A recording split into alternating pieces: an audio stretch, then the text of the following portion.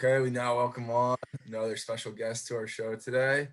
It's Jack Imperato, or how am I? Did I say that? Did I mess it up? Yeah, How you it depends if you introduce want to say yourself? it. Yeah, no, Jack Imperato. If you All want to right. sound super Italian, Jack Imperato. But no, All yeah, guys, thanks for having right. me Thanks for on. coming on, Jack. Pleasure. So to get started, could you kind of just give our listeners a little introduction of yourself, kind of where you grew up, and some of the team you Right. for and path you've taken so far? Yeah, so I'm 18 years old. I'm originally from Texas. I was born in Dallas, Texas, but moved to Austin when I was one. So I lived in Austin my whole entire life until I was about 12. I moved to San Jose, California, for my dad's job, to work in Silicon Valley, all that. And I lived there for about 3 or 4 years. And then my sophomore year of high school, I had a trial at Villarreal, which I was fortunate enough to, get a contract. And since then, I've been at Villarreal, and this is my third season. So that's the basic. So how did that trial with Villarreal come about? How did you get over there? Yeah, so it's kind of a long story. The club I was at in San Jose, California, Deanza Force, they had the director of Barcelona come down. It was super random. One of those like the U.S. pages like Top Drawer Soccer. One day they wrote an article and it was like Barcelona director, ex-director of La Masia is coming to Deanza Force, and I was like, why would he come to Deanza Force? It's super random. And I was playing in the Surf Cup, which is a pretty big tournament, and he was just coming down to meet all the teams. It was our first time meeting him. And right after the first half, I haven't had that good of a game since that game. And I was like 14 and it was crazy. So it was just the first half. And then he pulled me aside and was like, he spoke terrible English. He was just like, congratulations, I'm going to talk to your father. And I was like, what? All right. And now since then, he always kind of was trying to give me opportunities. He sent me to Barcelona for a week. With a few other players from the club actually, and we played against Barcelona's academy, and he had all the Barcelona directors come out and watch me. So he was just giving me a lot of opportunities, but the big opportunity was Villarreal because he thought that was the club that best fit my style. So yeah, he sent me over there for a week. Nice. And then the rest is history from there. Yeah, kind of. So obviously that's a tough decision, or a lot has to go into it to leave US where you grew up and go over to Europe. How did you determine that you were ready to go play abroad? Yeah, for me, it was never a question if I was going to go over to Europe. The question was more of when.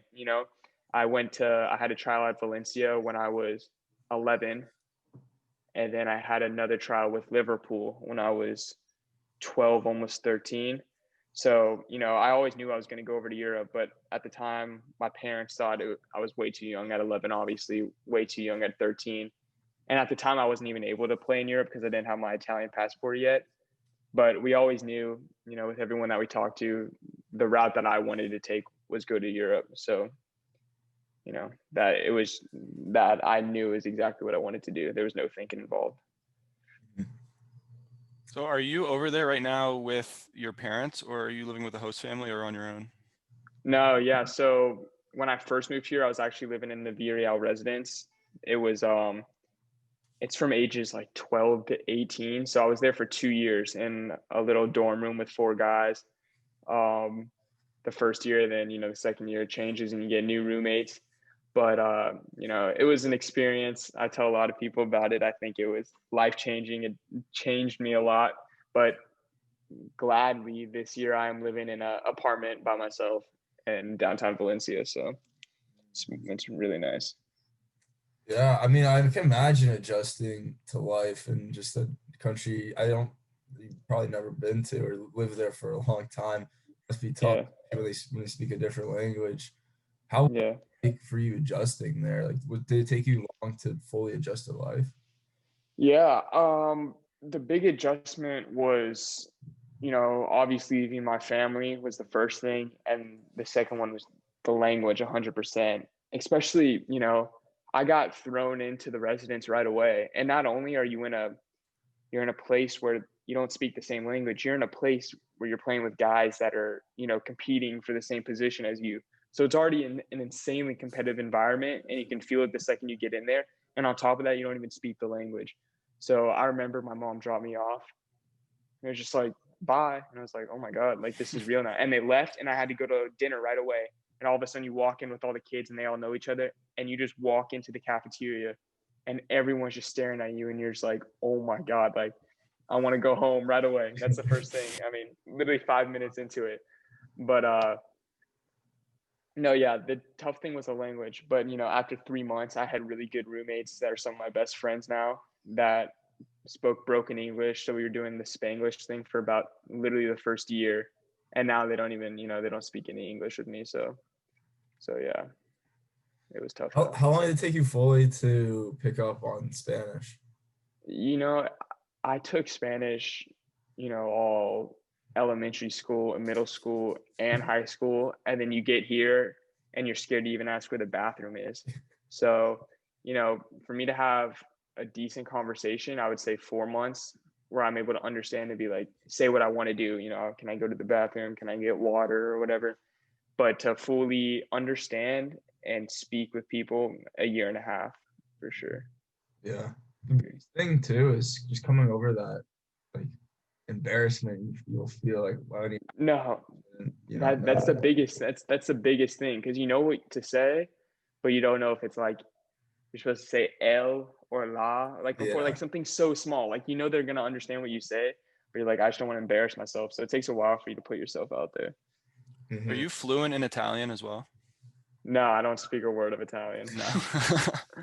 Just I was gonna blood. say, because I think those are sure pretty the two are similar. Yeah. So you probably could pick it up. No, I'm interested in learning it for sure. Yeah. So what are some habits that you kind of have developed since moving to Spain that you think have contributed to your success so far? Habits, like, you mean just off like the on or off the stuff field? like that? Yeah. Right. No. Off the field, since I moved to Spain, especially, I've learned so much more about my body, because every training week's the same. So sometimes on the weekends you feel amazing, other times you don't, and you kind of just pick up more and more on your body. But when you're in the US, you might have a training on a Tuesday, then you might have a day off, and you just you don't know what's going on.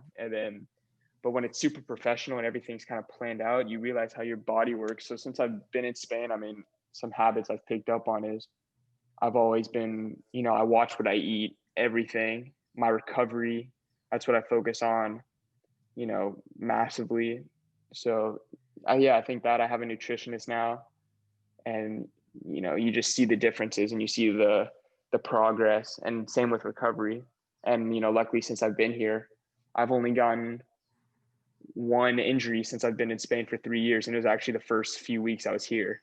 So, and I was just probably just adapting to the playing style. So I've really just learned to take care of my body, because I think that's the most important thing. Yeah, that's interesting. A lot of the guys that we have say that, especially about diet, like when Damien was on, he was talking about just keeping track of everything that he eats. And I think that's just something a lot of people just don't think about, right? Like it's just no, for sure. I think that has a big impact, because when you think about, I mean, I've seen guys, in football, soccer, it's so up and down. I mean, one weekend you can be the best player in the world, and then 2 days later you tear your hamstring and you're out for 3 weeks, and then the guy takes your spot, and you might be out. It might take you forever to get that starting spot. So I see it happen all the time, and it's almost kind of scary, because I see guys that score a hat trick one weekend, they get a little nick, a little knock, and it's only 2 weeks, and then they're not. It's just not the same. So I think staying in training and I don't know, just always being ready to play and never being out, I think is huge for development. I don't know. How would you compare a typical training session in Spain to your youth career in the US? So I think, it depends, because in the US, obviously the team trainings are insanely different. But when I was in the US, because I felt like I didn't get enough out of the team trainings, all that I did individual training my whole entire life. And that's something I don't really get in Spain as much. You know, it's all the team training, which makes sense. You know, I'm 18 now. It's not as important to do technical stuff. And it's more tactical now. But with the team trainings, you know, a training session in the US looks, I mean, it's just been so long, but at the ends of force, because the ex-director of La Masia was there, Albert Pugh, he kind of tried to make the training sessions like, you know, like how it is in Spain. So they would kind of be the same, but obviously the intensity, the level, the competition, it's not even comparable. It's not even comparable. So you just signed your first professional contract like 3 weeks ago. Mm-hmm. That's obviously a big milestone, but when do you think you're gonna break into the first team at? You know, everyone thinks like, oh my God, Jack signed his pro contract. Like he's getting his debut now. It's like literally I had some of my friends text me like, bro, you know, the guys that just play like baseball, football, they're all like, hey bro, like you playing against Messi? Like, is that what this means? I'm like, nah. Like I'm like, but no, so honestly, the tough thing is at Villarreal, I think it's one of the hardest academy. I think it's so hard to break into the first team because we have two U19 teams that are both A teams. They're just, I don't know if you guys saw on my Instagram, but last year I was on a team called Rota. It's like the U18 team of Villarreal. The only difference is that we put on a different uniform on the weekend so we can play in the same division in the U19 group. So we have two teams in the same league, U18, U19, and then we have Villarreal C, Villarreal B, and the first team. And usually, you know, most teams just have one U19 team, and then they go up to the second team right away. So I think it's you know, I don't know. I cannot give you data. I mean, since I've signed the contract, you know, you see yourself getting more opportunities. I've already trained at Villarreal C last week. So I think it's just more opportunities and it shows that they trust you. So I think that's the biggest thing. But, you know, I'm just going to keep doing what I can and hopefully, you know, that's my dream to make my debut with Villarreal. Yeah. Has there been any players that you have played with that have climbed the ranks up to the first team at all? Yeah. Yeah. Recently there's been two. Yermi Santos, he actually just played against Real Madrid. I think it was it was on Sunday. Yeah, he played against Real Madrid on Saturday or Sunday. I don't know. And he's my age, my position, and I'm, you know, I've talked to him. Me and him used to be pretty close, but no, he's one guy, and the other guy is a goalkeeper named Philip from Sweden, who I was actually on the same team with for the whole first part of the season. So it's just crazy to see those guys move up, and honestly, it's pretty inspirational because you see, you know, if they can do it, I've played with them. You know, I think it really motivates you. Yeah, definitely. Off the field though, I'm curious, what do the Spanish kids do for fun? What are some things you guys do? You know, COVID has really shut down the Spanish kids because, you know, the big things are they love going out, and that's they love going out. They love the discos. They love that's huge in Spain. So the parties will go from like, you know, the Spanish culture, the party, you know, in the US you have a house party and it's like from 8 at night to whatever 12. But there it starts at 2 a.m. and ends at 9 a.m. So right now it's tough for them. But what they like to do, I mean, everyone kind of plays soccer, but yeah, they all like to go out. They love to dance. I think people's personalities in Spain are so much more outgoing. It's like totally two different groups of people. Because I went to a normal high school in Spain too. I went to like a British school, so it was all Spanish people, but they spoke English. And just seeing the personalities, it's two totally different worlds. There's no drama. They're all, you know, they don't have like little groups. They all kind of just hang together, and they're all super outgoing. There's no like, I don't know. I just think it's totally different. Yeah. When we were younger, we had our neighbors had an exchange student from Spain, and he grew up to become a DJ now. So shout out to DJ No way. Sanjan. Yeah. Yeah. He totally fits the stereotype. He Totally lives fits the in stereotype. did you say you live in Valencia? Yeah, that's where I live now. Yeah, that's right. He lives in Valencia too. No way. That's Maybe crazy. you'll see him Yeah. on a night out or something. He'll Yeah. be running a DJ set. Yeah, Yeah, no, no, DJ. A lot of guys here want to become DJs. It's funny. Yeah. I have a funny story about him so I was studying abroad this past semester in Berlin. Right. And Berlin's a big techno scene. And I texted this guy in Yaki and said like, oh, I'm gonna be in Europe. We should link up somewhere. Like I wanted to go in Spain. He's like, yeah, I'm not. He's like, where are you? And I said Berlin. And he said, oh, I'm actually gonna be there next week. So we linked up. And like, so what you're saying about how the Spanish culture, they stay out really late. We went to a club at like 2 a.m. and I stayed out with them until 6 because I was like, I was so tired. These guys stayed out till 10 a.m. and I was like, but they're just there dancing the whole time. They love like the music. It was so fun. Yeah.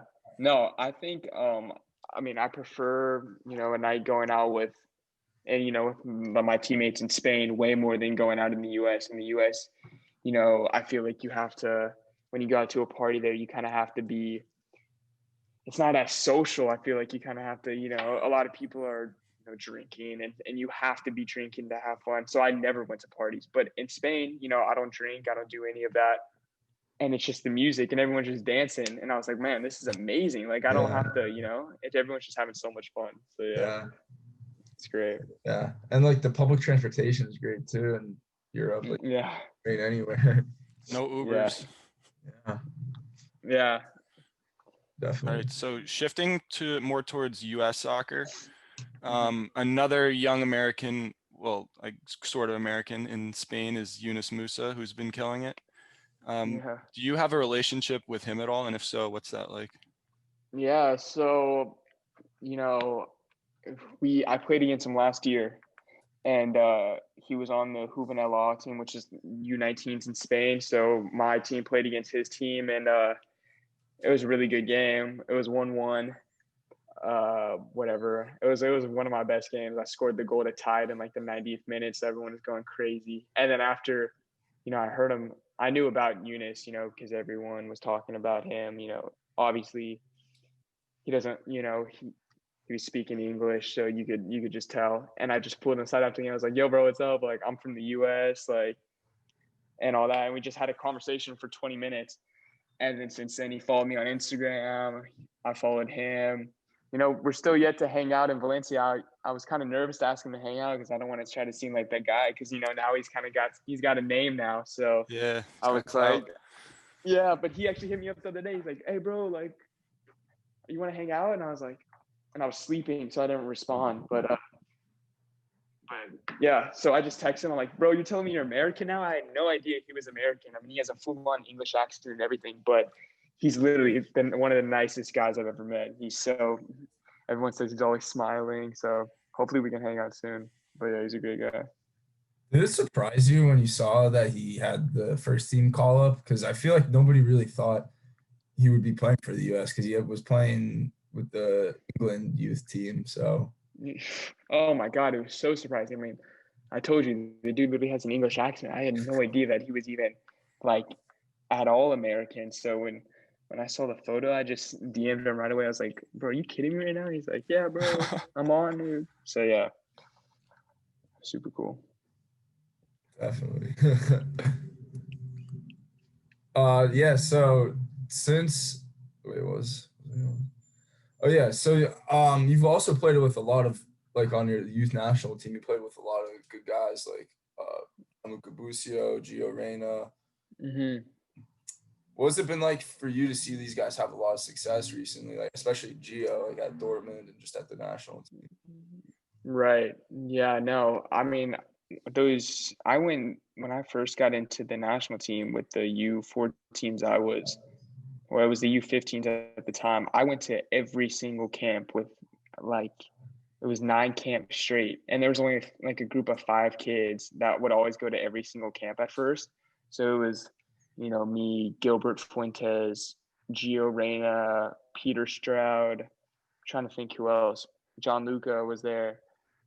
Efron Alvarez at the time. And I think it's really cool because with Gio, I feel like what he's doing is amazing now, but I feel like I kind of saw him grow up to that, because at the first camp, he was good, obviously, but then you saw him become, good to all of a sudden becoming like totally flipping a switch and then becoming unstoppable in one camp. I remember seeing him in Argentina become unstoppable.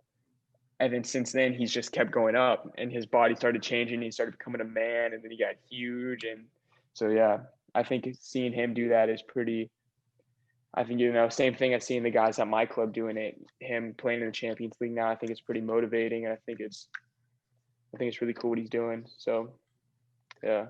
What do you Yeah, think is the definitely. reason for him kind of flipping that switch? Is it just kind of like good genes, good talent that finally came through once he developed into his body, or was it just a change in his play style or training habits?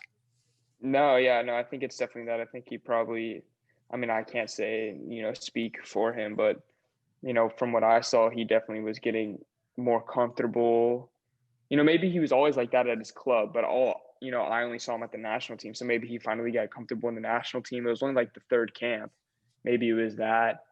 And maybe it was mental. He's a really confident guy. So I think he started getting that confidence and kind of took over from there. Yeah. Yeah, and the rest is history again. Yeah, literally. What is he a competitive guy? I mean, yeah, I'm not too close with him anymore. The first few camps we were, Yeah. but no, I'm not close enough to even, we haven't really done anything outside of soccer, so I can't tell you any stories like the Cristiano Ronaldo one. Like, yeah, we were playing ping pong this one time, and he was, but he's no, of course, just like all the guys on the national team, when he's on the field, he's insanely competitive. Mhm. Yeah. So for the upcoming U20 cycle, have you had any communication with the coaches and like kind of what are your expectations moving forward? Yeah, I mean, honestly, my goal is to go to the upcoming U20 camp. I haven't talked to the coach or anything yet, but I think I'm supposed to talk to him soon, so we'll see. But yeah, I know. I think a good goal is try to go to the U20 World Cup. So that's definitely something I'm looking out for. We're supposed to have Anthony Hudson on the podcast coming up. I'm waiting to hear back from the U.S. Soccer Media Department, but I talked to him on Instagram and he said he would do it. So No way. yeah, it's pretty That's random, but awesome. we'll put in a good word for you. Don't worry. I appreciate that. That's so funny, man. That's awesome that you guys are blowing up like that, talking to the U20 national team coach. That's super cool. Yeah. So Asking why cool. like I flew under the radar. No. For real. How do you think where would you rate the US in terms of young talents right now in the world? I haven't seen, Serginho Dest, obviously from what I've seen is amazing. Conrad is playing at Barcelona. Yeah, all those guys seem really, really good. But ranking wise, I couldn't tell you. Luckily I get to see the best guys in Spain too. I have 6 national team players on my team that are Spanish, so I can easily, I feel like I've seen all the talent that there is. But I think, obviously the US is doing a lot better producing talent for sure. Mhm. Wait, how many Americans are playing in Spain? In Spain, man, I know there's some that are playing, at maybe lower level clubs in Spain, Yeah. but like big names, I think Mukwele Akale was here last year, but he recently moved to some club in Greece. He was on Villarreal B actually. Mhm. And at Villarreal, there's no other Americans. No. Oh, But yeah, yeah, I was just I wondering guess we got 'cause- Yunus. yeah. Yeah. Now Yeah. It's just those 3 in La Liga, right? It's Yunus, Conrad, and Dest. I can't think of any other off the top of my head. Yeah, that's true. Yeah. Conrad Dest. Yeah, no, that's it. That's all I can think of. Who in this past camp that was last week or not last week or the week before? What were some of like your favorite players to watch? Um, honestly, I was trying to watch the game, but I couldn't get it because I have the ESPN and I have the like the Fox, but none of it works. And like every time I try to pull it up, it's like this app does not work in your country. But obviously, I was supporting Yunus a lot, so I just wanted to see him do well. And it seems like he really showed himself. So, Yeah, I always, he started both games and played very well in both. yeah, nah, he deserves it. It's good to He's a see. good guy. Yeah. Uh, Or yeah, I would probably say Gio Reyna. I was interested to see him, and also I'm trying to think who else. Yeah, no, just guys around my age. I think that's super cool to see him in with the first team. yeah, yeah. Because like you said, it is inspiring too. Because it's like if these guys can do it, then I can as well. Exactly. Who are some of your like growing up? Who were some of the players that you looked up to and kind of tried to model your game after? Yeah. I would probably say obviously Messi, of course, but someone. I mean, back then, I would watch just Messi really, but as I gotten older, I've kind of obviously you don't want to just say your favorite player is Messi. You want to, of course, everyone's is, but I like Mo Salah now. I try to model my game after him. He's super direct. Scoring a lot of goals now. Eden Hazard as well. Guys like that. Trying to think. Yeah, I know. When I was younger, it was literally just Messi, and yeah, that's all I can think of. It's not bad players to model your game after for sure. You'll Yeah, learn a lot. yeah, definitely not. So moving forward, Definitely not. like in your development, what what do you think is key for your next step in your development? The coach has been talking with you about anything in particular, Hmm. or Yeah. I think for me, you know, I have, I think I have the abilities to be able to get to a pretty high level. Just from what I believe in, and my coaches at the club believe that too, and they always talk to me. I think the biggest thing right now is just getting me to show that my potential, my ability consistently, which I think that's what's really going to take me to my next step. So yeah, I think just game every they'll see me in training and they'll see me have these amazing trainings, and sometimes in games I'm just not performing at the level that I know I can. So I think that's for me to take the biggest step. I think is me performing in every single game at the ability my coaches and I know that I can. So Yeah, so Brennan Aronson recently just said, obviously he's moving to Salzburg in January. He just said that for him, staying in the MLS and developing was the right path for him rather than taking a risk and going over to Europe. If you right. could go back to your sophomore year of high school or whenever it was you moved over, would Yeah. you change anything about going over, or would you stay with the path you took? Yeah, no, definitely no. No, 100% I wouldn't change a thing. A lot of people say now, Jack, why would you sign 3 more years with Villarreal? There's probably a faster way for me to get to the first team. But even now, I know I have so much more to learn, and Villarreal has totally transformed the player I am in the amount of 2 years. So it's like, if I'm here for 3 more years, then how much better am I going to get then? So I think I didn't want to rush anything, and I know I have a lot to learn. So I think if I just keep developing in this amazing academy, I think, yeah, there's nothing I regret with it. Nothing at all. It definitely helps your development to be, I mean, like you said, you play with 6 Spanish national team players. You're Right. not going to really be getting that level. Well, maybe it's changing in the US a little bit now, but Right. you're not going to be getting that same level playing here, playing against some of the little bit lesser competition. Exactly. So you learn from the Exactly. best, and it pushes you to become a better player overall for sure. No, yeah. What I noticed is I think I'm really lucky that I got my Italian passport and I was able to move over when I was 16 because, when you're 16, the level compared to at least for me in US and Spain, I was like, the guys are good. They all were good as a team, but individually, it's kind of like I felt like I was the different one. I'm from the US. I kind of have different qualities, maybe, more athletic, just some, I feel like more advantages. But obviously I was way far behind tactically. So I think coming in those 2 years was amazing. And then by the time you're 18, the difference between guys in the US and guys in Spain is it's ridiculous. I think at the ages of 16, obviously the Spanish kids are more developed tactically, and, a little better technically. But then by the time they're 18 and they're full grown men and they're amazing technically, physically, tactically, they understand the game. I think that's when there's a huge separation between guys in the US and guys in Spain, at least for me.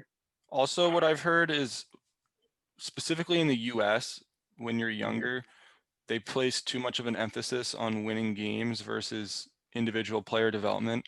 Do you see that there's a difference in Villarreal's goals as a club for the youth teams? Like, obviously you want to win games, you want to win, but it seems like they place more of an emphasis on player development. Like they play out of the back when it may not be like the most beneficial thing to do to win games, but like you learn a lot from doing that. Do you feel like that is true? That they do place more of an emphasis on development? 100%, because if all they cared about was winning, then I probably would have never made my debut for Villarreal, because defensively I was terrible and I was 100% hurting the team. But they wanted me to learn, they wanted me to develop.